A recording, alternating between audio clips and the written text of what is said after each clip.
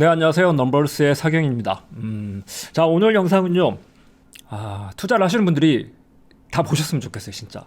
제 개인적인 바람으로는 진짜 주식 투자를 하시는 분들은 다 보고 아셨으면 좋겠고, 최소한 이 마스터 클럽에 계신 분들은 꼭 이 영상을 좀 참고를 해보셨으면, 물론 이제 Q&A 영상이긴 하지만 꼭 드리고 싶은 말씀인데, 또 많은 분들이 보려면 영상이 좀 짧아야 되니까, 또 길면 잘 안 보니까 조금 빠르게 좀 진행을 할게요. 자, 지난번에 기업 분석에서 가장 중요한 게 무엇인지 궁금하다라는 질문에 대해서 제가 분석을 할 때 우리가 보통 이 좋은 기업과 나쁜 기업을 고르기 위해서, 특히 재무제표 가지고 좋은 회사 찾고 하기 위해서 보시는 경우들이 많은데, 근데 사실 주식시장에서 좋은 기업은 그만큼 높은 가격에 주가가 이미 형성이 돼 있고, 나쁜 기업, 안 좋은 회사는 그만큼 낮은 가격에 주가가 형성이 돼 있다. 그렇기 때문에 좋은 기업에 투자한다고 해서 꼭 투자 기회, 주가가 오르는 건, 이미 가격이 높기 때문에 오르는 건 아니고, 심지어 저 좋은 기업들은 사람들이 몰리기 때문에, 시장이 냉정한 평가를 하면 좋겠지만 우리 인간이 가지고 있는 그 인지 편향, 인지적인 오류 때문에, 그래서 뭐 군중 심리가 발동을 하고 그다음에 확정 편향 같은 게 생겨나면 저 좋은 기업의 주가는 저 좋은 가격, 높은 가격보다 더 높아진다. 그래서 좋은 회사의 주식은 사람들이 살려고 몰리면서 원래 적정 가치보다 더 높은 가격이 형성돼 버리고, 반대로 나쁜 기업은 사람들이 내 던지면서 남들이 팔면 자기도 따라서 팔면서 가격이 더 낮아지는 효과들이 생긴다. 그래서 이렇게 인간들이 가지고 있는, 인간의 뇌가 가지고 있는 이런 편향 때문에 좋은 기업의 주식은 비싼 주식이 돼버릴 확률이 높고, 나쁜 기업의 주식은 오히려 싼 주식이 될 확률이 있다. 그래서 좋은 기업이냐 나쁜 기업이냐, 좋은 기업을 찾아가지고 투자를 하려고 그러는데, 대부분 그래서 좋은 기업을 찾아가지고 투자를 하면 비싼 주식을 사게 되고 결과가 별로 안 좋다.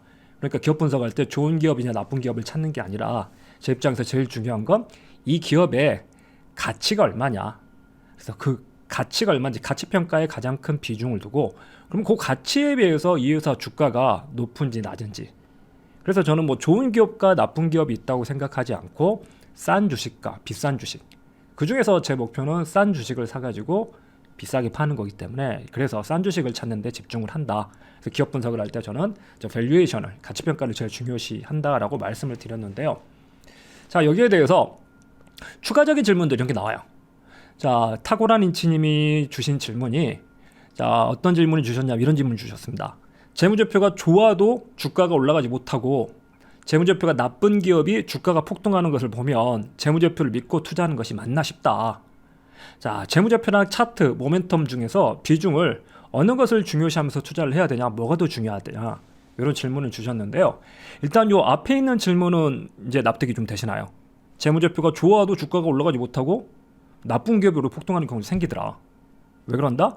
그러니까 재무제표가 좋은 기업은, 말씀드린 대로 좋은 기업은 이미 높은 가격, 그 높은 가격보다도 더 비싼 가격이 형성이 되기 때문에 주가가 상승하기가 힘들다고요. 그리고 나쁜 기업, 재무제표가 안 좋은 나쁜 기업은 되게 낮은 가격에 형성돼서 싼 주식이기 때문에 오히려 이 종목이 싸기 때문에 올라갈 확률이 생깁니다. 그래서 재무제표가 좋아도 주가가 올라가지 못하는 경우들이 많고, 나쁜 기업이 폭등하는 경우들도 생겨요, 심지어는. 자, 그래서 여기에 대해서 재무제표를 믿고 투자하는 것이 맞나 싶다라는 게, 이게 잘못 가버리는 게, 이것도 이제 약간 인지오류거든요. 인지부조화가 생겨요. 뭐냐면 우리가 생각하기에는 좋은 기업은 주가가 상승해야 된다고 생각을 해요. 그러잖아요. 좋은 기업은 주가가 오르고 나쁜 기업은 주가가 하락해야 된다고 생각을 하시거든요. 그래서 좋은 기업 주가가 올라야 되고 나쁜 기업 주가가 하락해야 되는데, 근데 반대 결과가 나오는 거예요. 좋은 기업이 주가가 하락, 나쁜 기업이 주가가 상승, 이런 결과가 나오니까, 그럼 이제 자기 생각과 안 맞는, 일치하지 않는 인지부조가 생기거든요.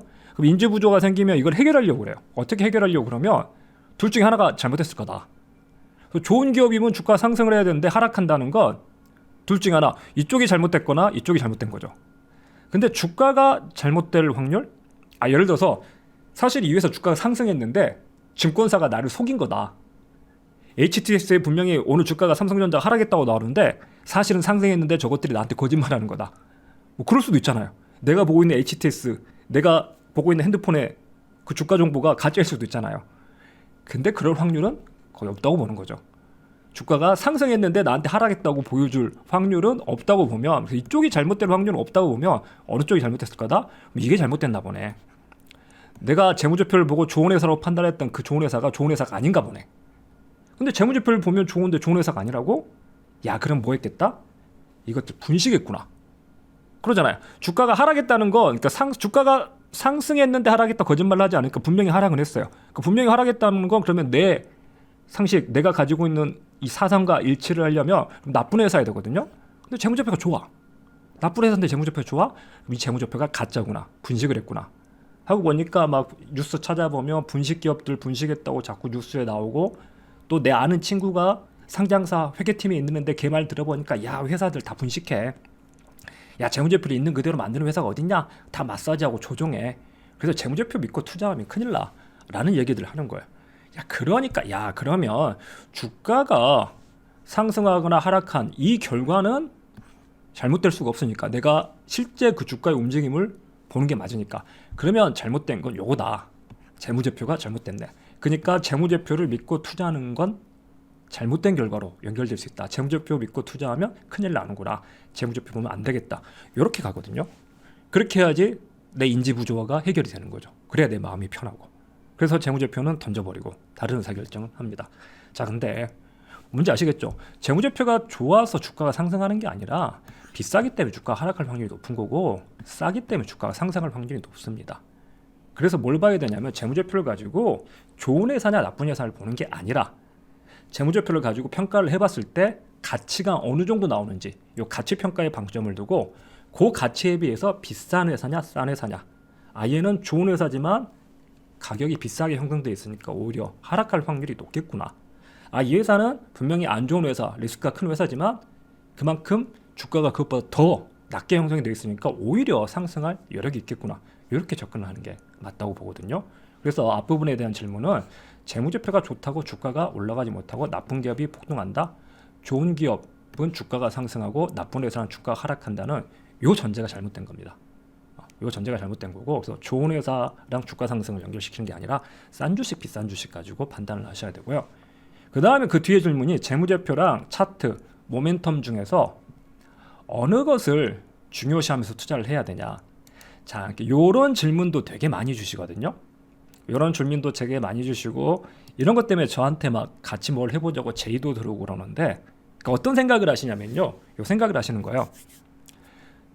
주식 투자는 좋은 회사에 투자하는 게 아니라, 제가 말씀드린 대로 좋은 회사를 싸게 사야 되는구나.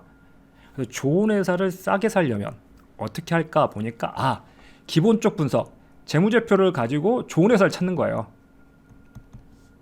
재무제표를 보면 좋은 회사, 막 부채비율은 낮고 이익률은 높고 막 매출액 증가율 높고 이런 회사가 좋은 회사. 그러니까 그러면 재무제표로 좋은 회사를 찾은 다음에, 그 다음에 그 주식을 비싸게 사면 안 되니까 싸게 사야 되거든요. 뭘 보고? 차트를 보고 싸게 사는구나.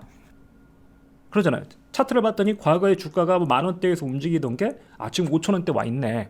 야, 싸네, 싸졌네. 아니면 과거에 10,000원 하던 주가가 20,000원이 됐네. 비싸네. 그래서 재무제표를 가지고 좋은 회사를 찾고 차트에서 싼지 비싼지를 판단한 다음에, 모멘텀은 이 종목이 언제 오를지 타이밍을 잡는 거죠. 좋은 회사를 싸게 샀다고 해서 마냥 기다리는 게 아니라, 너무 오래 기다릴 수 있으니까, 근데 그 주가가 상승하는 그 추세, 모멘텀이 나오면 그 타이밍에 들어가면, 그러면 좋은 회사를 싸게 사서 단기간에 수익을 낼 수 있지 않을까. 그래서 요 재무제표랑 차트, 모멘텀 세 가지를 정복하면 주식시장에서 돈을 벌 수 있다라고 생각을 하시고, 그래서 저한테 어떤 제의들이 막 들어오고 그러냐면요, 예전에 이제 제가 증권사 강의를 많이 다니다 보니까 증권사에서 근무하시는 분들 중에 차트를 잘 보시는 분들이 계신다고요. 그러잖아요. 오랫동안 10년 넘게 차트를 봐오신 분들이, 내가 차트는 기가 막히게 본다. 차트는 기가 막히게 보는데, 근데 차트를 보고 투자를 하다가 간혹 실패하는 경우들이 생기는 거예요. 그래서 차트를 보고 차트는 기가 막혀가지고 괜찮아가지고 샀는데 원하는 결과를 얻지 못해가지고, 근데 그런 종목들을 다시 복귀를 해보니까 대부분 뭐냐면 재무제표가 안 좋은 기업들이었어요. 그러니까 차트 모양은 좋은데도 불구하고 한 번씩 망가지는, 주가가 폭락하거나 아니면 막 상장 폐지를 당하거나 하는 회사들을 보면 재무제표가 안 좋았던 회사들이더라. 자, 그래서 내가 이 안 좋은 기업들을 걸러낸 다음에 좋은 기업들의 차트를 가지고 투자를 하면 기가 막히게 돈을 벌 수 있을 것 같은데, 근데 자기가 차트는 잘 보는데 재무제표 잘 보는 사람이 필요한 거예요. 근데 제가 마침 와가지고 재무제표에 대해서 강의를 하는데 들어보니까 오야 회계사고 잘하는 것 같으니까 그러면 자기랑 같이 일을 해볼 생각이 없냐. 회계사님이 좋은 회사를 찾아주거나 아니면 안 좋은 회사를 걸러내주면 그 종목에 대해서 차트를 보고 싼지 비싼지 지금 들어갈 타이밍이 됐는지 안 되는지 내가 요건 잡을 수 있다. 그래서 우리 둘이 힘을 합치면 되게 좋은 결과를 만들 수 있지 않겠냐 해서 같이 협업 제의도 받고 여러 가지 제안들이 들어오거든요.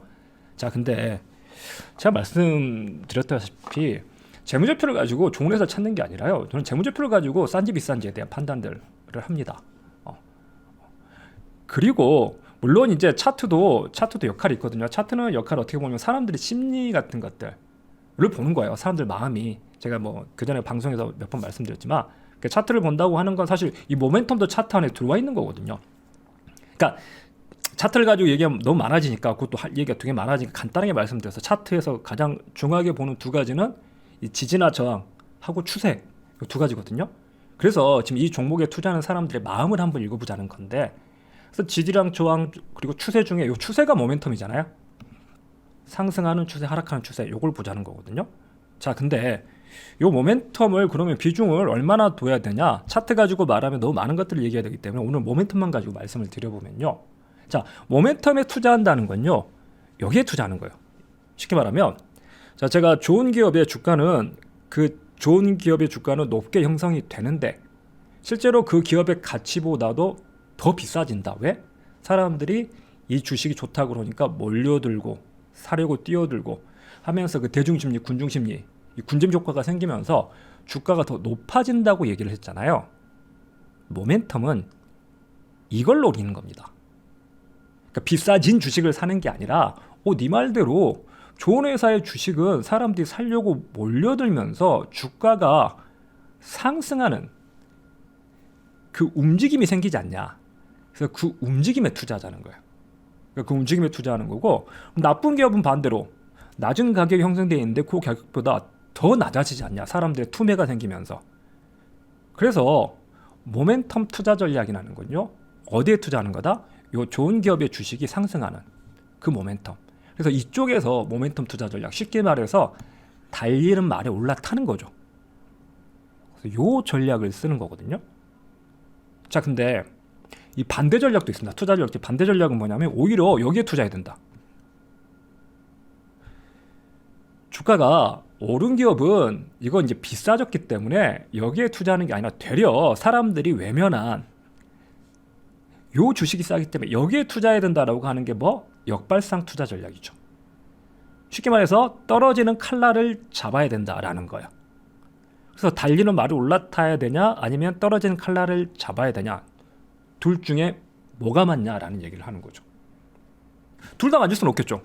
그러니까 이거 뭐냐면 모멘텀은 올라가는 주식은 계속 올라가. 그러니까 올라가는 주식을 사야 돼. 떨어지는 주식은 계속 떨어질 거니까 사면 안 되라는 거고, 역발상 투자 전략은 반대로 떨어지는 주식은 다시 올라가. 그러니까 싼 주식을 사야 돼.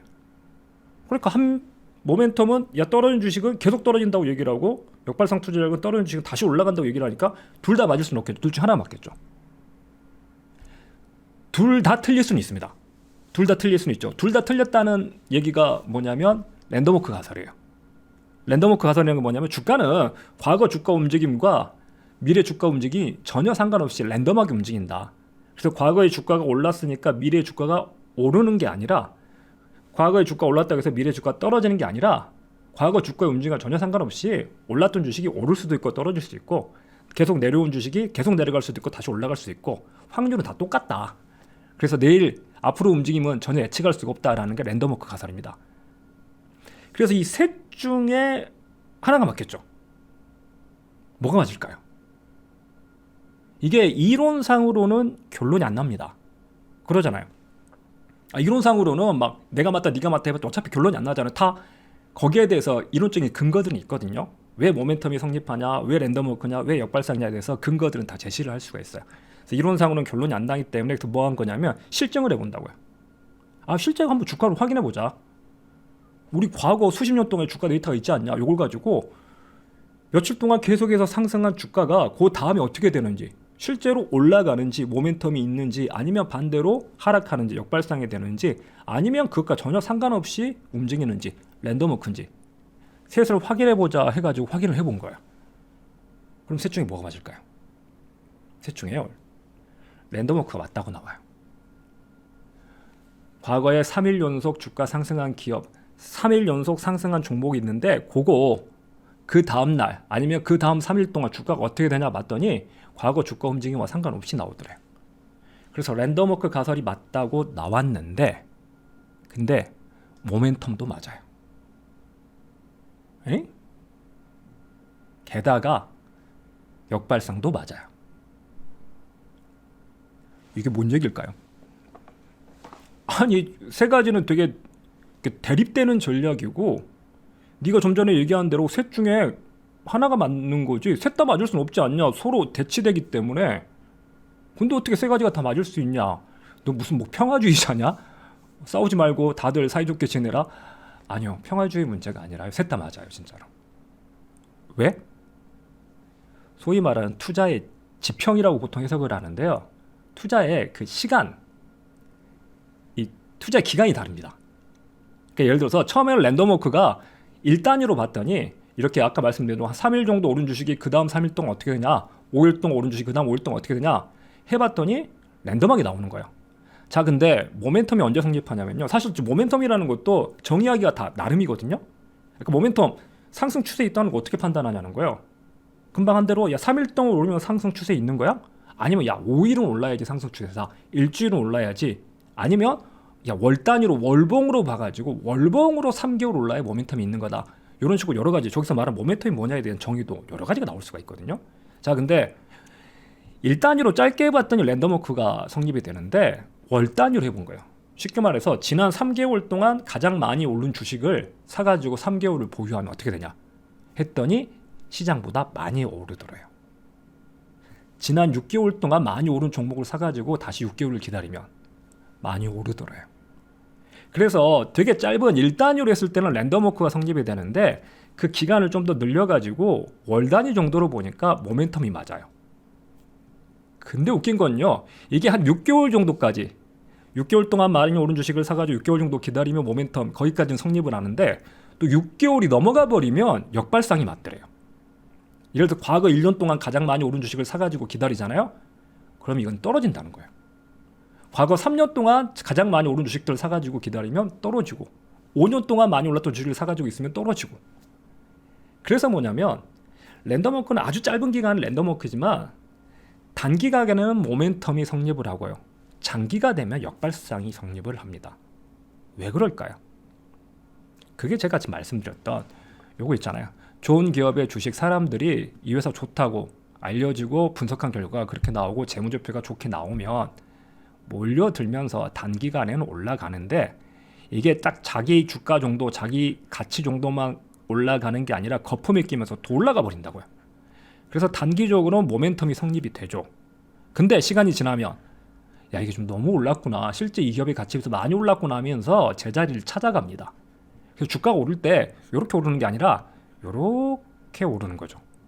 그래서 이렇게 잘라놓고 보면 모멘텀이 성립하는데, 이렇게 보면, 길게 보면 오히려 역발상이 맞다는 거예요. 그래서 요 투자지평, 내가 투자의 호흡을 어떻게 가져가냐에 따라 가지고 랜덤워크가 맞을 수도 있고 모멘텀이 맞을 수도 있고 역발상이 맞을 수도 있거든요. 자, 그래서 아까 하신 질문, 재무제표랑 차트, 모멘텀 중에 비중을 어느 것을 중요시하면서 투자해야 되냐? 다 달라요. 그렇게 말씀을 드릴 수밖에 없다고요. 왜? 자신이 어떤 투자 전략을 쓰느냐에 따라서 다르거든요. 아, 나는 한 3개월에서 6개월 정도로 투자를 한다, 투자의 호흡을 그 정도로 가져간다 하면 모멘텀을 고려를 해야 되죠. 근데 나는 6개월 이상 투자한다, 1년, 3년, 5년 장기 투자를 한다 그러면 모멘텀은 무시할 게 아니라 모멘텀은 반대로 봐야 된다고요. 그 경우에는 모멘텀의 비중을 전혀 두면 안 되죠. 그래서 내가 어떤 투자를 하고 어떤 호흡을 가져가냐, 어떤 전략을 쓰냐에 따라 가지고 저 재무제표랑 차트, 모멘텀의 비중이 다 달라집니다. 나 완전히 데일리 투자를 한다 그럼 재무제표 필요 없어요. 그래서 내가 어떤 투자를 할 건지 그걸 먼저 정하셔야 되고, 근데 그걸 정하려면 뭘 알아야 되냐면 재무제표도 알아야 되고 차트도 알아야 돼요. 이런 것들이 어떻게 구성되어 있는지를 알고 거기서 도출될 수 있는 전략들이 어떤 것들이 있는 줄 알고 그다음 내 상황하고 맞게. 예를 들어서 오늘은 모멘텀을 말씀드렸으니까 나는 투자를 한 3개월, 6개월 정도 호흡을 할 수 있다. 아니면 나는 길게 해야 된다. 아니, 그러니까 모멘텀도 되게 짧게 보면 아까 말씀드린 뭐 1단위 모멘텀을 본다? 3일 연속 상승한 주식을 사가지고 3일씩 보유하겠다? 이러면요. 매일 주식시장을 쳐다볼 수 있어야 돼요. 근데 그게 가능하냐는 거죠. 내가 그런 투자가 가능하냐. 매일매일 차트를 들여다보고 매일매일 주가 흐름을 보고 그 모멘텀이라고 있었을 때 모멘텀이 꺾이거든요. 꺾이는 걸 언제 판단해가지고 언제 손절을 할 거냐는 거예요. 그러기 위해서 그걸 계속 쳐다보고 판단할 수 있어야 되는데 내가 그런 것들이 가능하냐. 이런 것들에 따라가지고 전략이 설정이 되고 그 전략에 따라서 각각의 비중들 중요시하는 포인트가 달라지는, 그래서 각각의 투자 전략에 따라서 재무제표를 보는 포인트도 다 달라집니다. 그렇기 때문에 재무제표에 어떻게 몇 프로 비중을 두고 차트에 몇 프로, 이게 일괄적으로 말씀을 드릴 수가 없어요. 그래서 이런 것들을 알려면 이런 것들을 알아야 되는데 그러다 보니까 계속 말씀드린 게 공부를 하셔야 된다는 말씀을 드릴 수밖에 없는 거예요. 그러니까 누가 가지고 그런 거 자기는 막 예술가가 되고, 그러니까 투자를 예술이라고 그러잖아요. 주식 투자를 예술이라고 그러는데 나도 그림을 가지고 예술가처럼 그리고 싶다. 아티스트처럼. 나 피카소처럼 그리고 싶다. 근데 봤는데 피카소 그림 봤더니 5살짜리 우리 아들하고 그린 그림하고 비슷해요. 사실 그러잖아요. 피카소 그림 보면 약간 그러잖아요. 우리 5살짜리 그리는 그림하고 그냥 모르는, 내가 봤을 때 초보자 그림에 대해서 되게 무식한, 그림에 대해서 문외한인 내가 볼 때는 야, 우리 아들 그림하고 피카소 그림하고 비슷한데 우리 아들을 피카소를 어떻게 만들지? 우리 아들 피카소를 만들 수 있을 것 같은데? 그래서 피카소한테 가가지고 야, 당신 그림 우리 아들 수준이던데 어떻게 당신은 그렇게 유명한, 돈을 많이 버는, 피카소가 생전 돈을 많이 버는지 모르겠지만 피카소가 당신같이 그렇게 유명한 예술가가 됐냐? 우리 아들을 당신처럼 만들기 위해서 비법을 알려달라. 그래서 이렇게 바로 당신처럼 되고 싶다고 하면 당신처럼 이렇게 대강대강 발로 그리면 되지 않냐? 이게 성립이 안 되잖아요. 피카소가 뭐 어떻게 얘기를 할까요? 그러면 드로잉에 대해서 기본적인 선에 대해서, 면에 대해서, 명암에 대해서 아주 기본부터 배우고 나서 그런 것들을 넘어서면 어느 정도 자기 화풍이 나오고 자기가 원하는, 추구하는 바, 자기가 철학적으로 접근하고 싶은, 자기가 그리고 싶은 그것들을 그릴 수 있다고 얘기를 하겠잖아요. 그런 거 없이 그냥 당신 아들 내 그림하고 똑같네, 그냥 그대로 갖다 팔아라, 성립이 안 되잖아요. 그것처럼 투자를 할 때도 당신 이렇게 투자하는 것 같던데 그렇게 투자하면 돈을 버는 거냐라는 데만 관심을 다 가지세요.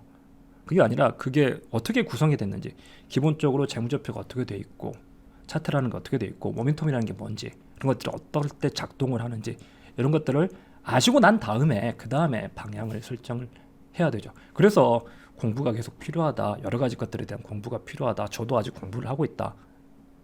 언제까지 공부를 해야 될지 솔직히 모르겠다라고 말씀을 드리는 겁니다. 근데 사람들이 대부분 어떤 전략을 쓰냐면요. 무슨 전략으로 투자를 하죠? 사람들 전략이 있어요. 어떤 전략을 쓰냐면 요 전략을 쓴다고요. 행복회로 전략. 그냥 행복회로를 돌리죠. 투자를 한 다음에 야, 누가 오른다고 했으니까, 누가 좋다고 했으니까, 그러니까 사놓으면 기다리면 오르겠지. 그 마냥 행복한 행복회로 전략을 돌린다고요. 제가 언론에서, 언론이라기보다 미디어나 이런 데서 종종 말씀드렸던 게, 사실은 그러니까 저를 약간 가치 투자자처럼 생각을 하시는 분들이 제 이상한 소리 한다라고 많이 말씀을 하시는 게 뭐냐면, 좋은 기업에 장기 투자하라. 저는 요 얘기가 되게 싫어요. 그러니까 좋은 기업에 장기 투자하라. 흔히 가치 투자라는 걸 강조한다라고 하면서 가치 투자를 해야 되는 이유, 기업에 장기 투자해야 되는 이유를 내면서 좋은 기업에 장기 투자해라라고 얘기를 하는데, 제가 보기에는 그건 맞지 않는 얘기입니다. 이상한 얘기예요. 제가 그러니까 왜 가치 투자라면 당연히 좋은 기업에 장기 투자라고 얘기를 해야 되는 거 아니야? 너 왜 그런 얘기에 반대라고 하면요, 그러면 저는 가치 투자가 아니라고 생각해요. 당신이 생각하는 가치 투자를 저는 하고 있지 않습니다라고. 왜 그러냐면 보세요. 여기 이 그림을 보세요. 자, 좋은 기업은 어떻게 투자해야 될까요? 여기에 투자하는 거예요. 여기래. 아까 말 주가가 이렇게 됐다 이렇게 오는데 여기에 투자래. 여기에. 무슨 투자? 좋은 기업을, 모멘텀 투자를 하려면 좋은 기업에 투자를 해야 되죠. 나쁜 기업에 모멘텀 투자를 해서 안 되잖아요. 좋은 기업에 모멘텀 투자를 해야 되는데, 아까 말씀드린 모멘텀은 장기 전략이었나요? 단기 전략이었나요? 6개월 이내에 단기간에 성립하는 거라고요. 그래서 좋은 기업에 투자할 거면 모멘텀으로 짧게 먹고 나와야 돼요. 장기 투자는 나쁜 기업에 사가지고 역발상으로 6개월 이상, 아까 말한 3년, 5년 오랫동안 기다리면 이 시장에 대해서 과하게 저평가됐던 게 해소가 되면서 천천히 오른다고요. 좋은 기업은 거품이 꼈다가 거품이 천천히 빠지고요. 그래서 좋은 기업은 모멘텀 투자를 해야 되고 나쁜 기업은 역발상 투자가 어울리는데 무슨 얘기를 하냐면 좋은 기업에 대해서 장기 투자를 하라고 하는 거예요. 그러니까 그걸 대부분의 사람들이 오해를 하게 되고요. 실제 어떤 결과가 나오나요? 실제로 좋은 기업에 투자를 하죠. 그러니까 언론에서 좋다고 하든 누가 좋다고 하든 어쨌거나 좋은 기업을 찾아요. 좋은 기업을 샀는데 올라요. 모멘텀이 작동을 한다고요.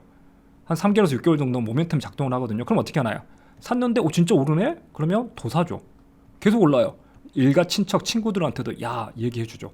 한 3개월 6개월 계속 오르는 거예요. 그럼 뭐 하냐면요, 주변 사람들한테 자랑하기 시작한다고요. 야 내가 뭐 샀는데 지금 얼마 됐잖아, 얼마 됐잖아, 야 뭐 사가지고 이랬잖아 하면서 자랑하고, 그러면서 뭐 하냐면 주변 사람들 추천하고, 그리고 처음에는 좀 조심스럽게 조금씩 들어오다가 그게 3개월 6개월 계속 오르면 전 재산이 다 들어온다고요. 그래서 한 6개월 정도 지났습니다. 뭐가 끝났죠? 모멘텀이 끝났거든요. 그리고 이제 어떻게 된다? 역발상이 작동하기 시작할 거라고요. 근데 요 시점, 꼭대기 시점에 가장 많은 돈을 집어넣어요. 그리고는 이제 이 거품이 빠지면서 주가가 빠지는데 조금씩 빠지네, 좀씩 빠지네, 왜 이러지? 아 조정인가? 이때 더 사야 되나? 이때 다 안 사고 남겨놓은 돈이 있다면 다 더 사서 물 탑니다. 그런데 어떻게 되나요? 역발상이 된다니까요. 3년 5년을 두고 보면 장기에 좋은 기업의 주가는 빠진다니까요. 그럼 이제는 방치를 하게 되죠. 뭐? 비자발적 장기 투자라는 게 이렇게 되는 거잖아요. 그래서 저 비자발적 장기 투자를 하고 있습니다 라고 말씀을 하시는데 왜 그런지 이것 때문에 그러는 거죠. 근데 어떻게 될까요? 비자발적 장기 투자를 하면 역발상으로 하는 거예요. 좋은 기업을, 주가가 하락하는 걸 기다려도 잘 안 오르실 겁니다. 그래서 가장 많은 분들이 하고 있는 투자 전략이 행복회로 전략이거나 아니면 좋은 기업을 장기 투자하는 거예요. 여기부터 좀 깰 수 있었으면 좋겠어요. 야 너는 그런 걸 어떻게 알고 어떻게 그런 생각을 할 수 있고 그런 깨달음 얻었냐 하시는 분들이 계시거든요. 공부한 거예요. 별거 없습니다. 시장에서 뭐 너는 한 10년 이상 굴러 먹다 보니까 체화된 거냐? 아니요, 저는 공부를 했습니다. 모든 사람이 그렇게 뭐 체화를 했다라고 공부를 해서 도달했다고 말씀드릴 수는 없겠지만 제가 아는 대부분의 분들은 공부를 통해서, 그러니까 지금 제가 드린 말씀이요, 이 책 안에 다 나와 있는 내용이에요. 이게 다모다라는 교수의 투자 전략 바이블이라는 책이거든요. 되게 좋은 책이에요. 지금 제가 말씀드린 내용의 8, 90%는 다 이 책에 들어있는 내용입니다. 이 책 한 권에. 뭐 벽돌책이라고 해서 듣고 보니까 사람들이 싫어하긴 해요. 근데 이 행복회로 전략이라는 말도 지금 여기 있는 얘기고요. 여기 안에 모멘텀, 역발상 다 들어있습니다. 그러니까 이 책이 좋은 이유가 뭐냐면요, 이 책이 이런 식으로 사람들이 생각하는, 이게 원래 인베스트먼트 페이블 해가지고 투자에 대한 잘못된 우화 뭐 이런 제목이 원래 제목인데요. 사람들은 좋은 기업에 투자를 한다, 우리한 기업에 투자하면 돈을 벌 수 있다고 그러는데 실제로 우리한 기업에 투자하면 돈을 벌 수 있는지 보자 해가지고요. 우리한 기업이라는 게 뭐냐, 사람들이 이렇게 막연하게 좋은 기업, 막연하게 우리한 기업이라고 하는데 그 좋은 기업, 우리한 기업의 조건이 뭔지 그것부터 설정을 해요. 그걸 일반화 시키고, 아니면 모멘텀 투자 전략, 달리는 말이 올라타라고 그러는데 그 모멘텀이라는 게 뭔지, 이게 뭐 3일 오르면 모멘텀인지 3달 올라야 모멘텀인지 3년 올라야 모멘텀인지 구분을 해보자. 일반화 시킨 다음에 실제로 그런 종목들을 사면 주가가 오르는지 시장을 이길 수 있는지 검증을 해보자. 과거 데이터 가지고. 그런 것들로 일반화 시키고 검증을 하고, 그 다음에 그 결과에 대해서 근데 이 결과를 살펴볼 때 좀 주의해야 될 게 뭐냐, 뭐 결과가 진짜로 오르네? 모멘텀이 진짜 있네? 그 모멘텀이 발생하는 이론적 근거는 뭘까? 그래서 그 이론적 근거랑 결과를 같이 살피는 게, 그냥 올랐다 하고 끝내면 안 되는 게 모멘텀이라는 게 왜 발생을 하냐. 그래서 모멘텀의 근거는 이런 식으로 사람들이 어떤 호재가 있는데 그 좋은 기업에 대한 좋은 호재가 일시에 알려지는 게 아니라 사람들 사이로 점점 퍼지니까, 그 점점 퍼지면서 뒤늦게 알고 사람들이 계속 해서 조금씩 호재가 시장에 한 번에 빵 알려지면서 주가가 이렇게 수직으로 빵 오르는 게 아니라 정보가 이게 점점점 확산되고 퍼지면서 그러면서 주가가 오르니까 이 모멘텀이라는 게 한동안 생기는 거구나. 그럼 그 이론을 아는 게 또 왜 중요하냐면요. 그러니까 저는 그렇게 생각하거든요. 모멘텀이 아까 말씀드린 6개월 이전에는 모멘텀이 나오는데 6개월 넘어가면 안 나오더라.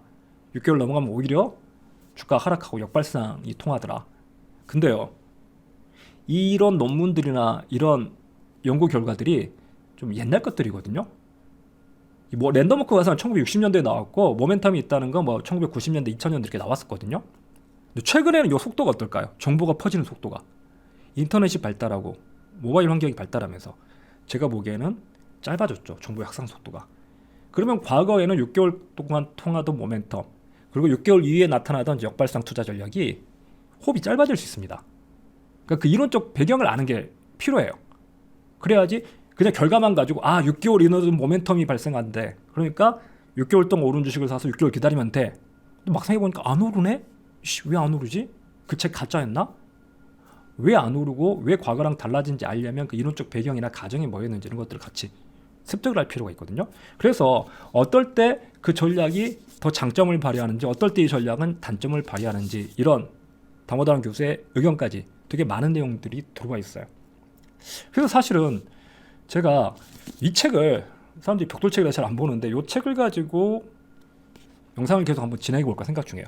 이 안에서 열 몇 가지 전략들이 나오는데 뭐 때문에 이 책을 좀 보고 싶냐면 똑같은 책을 보더라도 사람들마다 가져가는 거 얻는 게 다르거든요. 누구는 좀 전에 말씀드린 결과치만 요건 통한대. 저 퍼를 사면 초과수익이 나온대.